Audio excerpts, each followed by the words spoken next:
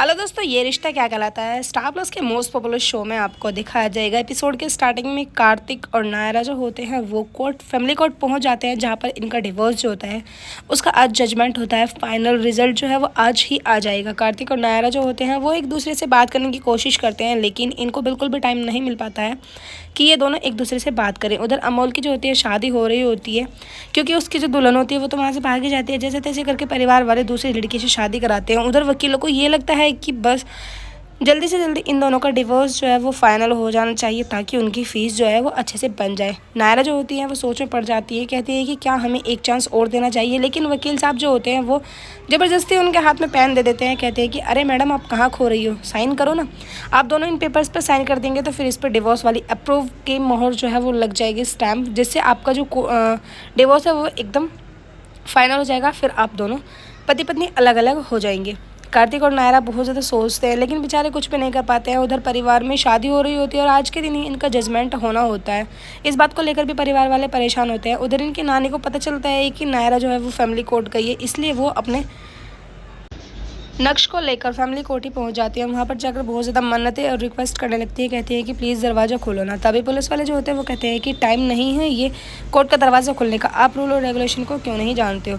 बहुत ज़्यादा रिक्वेस्ट करने के बाद भी कोई हासिल नहीं होता है कुछ भी। उधर आप देखेंगे नक्श जो होते हैं वो कुछ ना कुछ तरकीब निकालते हैं नायरा और कार्तिक से।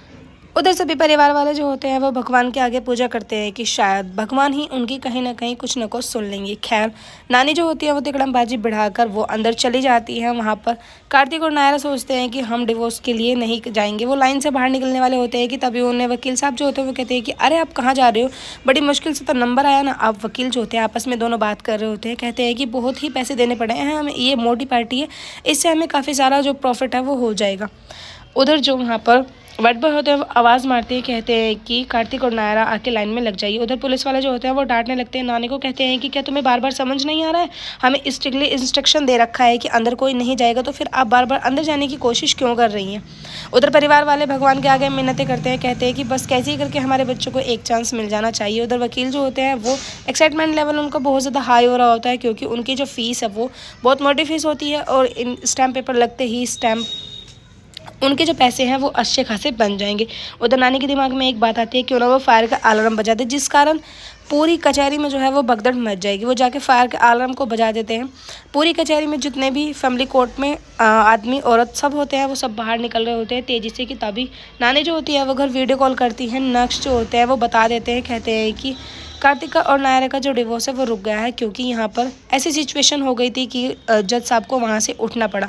परिवार वाले जो होते हैं वो बहुत ज़्यादा खुश हो जाते हैं। वो भगवान का थैंक यू करने लगते हैं, कहते हैं कि भगवान का बहुत शुक्रिया करें, हमारे लड्डू गोपाल से हम यही उम्मीद थी कि हमारे बच्चे जो हैं वो अलग नहीं हो पाएंगे, क्योंकि भगवान को भी हमारी परिस्थिति का पता है कि हमारे दोनों बच्चे एक दूसरे के बिना बिल्कुल भी नहीं रह पाएंगे। उधर कार्तिक और नायरा को ये लोग फिर से बुला लेते हैं, कहते हैं कि जज साहब ने आपको अंदर बुलाया। जैसे ही ये लोग जज साहब के पास पहुंचते हैं कि आपस में ही सोचने लगते हैं। कार्तिक कहते हैं नायरा से कि हम अपनी शादी को एक मौका और देंगे। ये आपस में ख्वाब में ही सोच रहे होते हैं।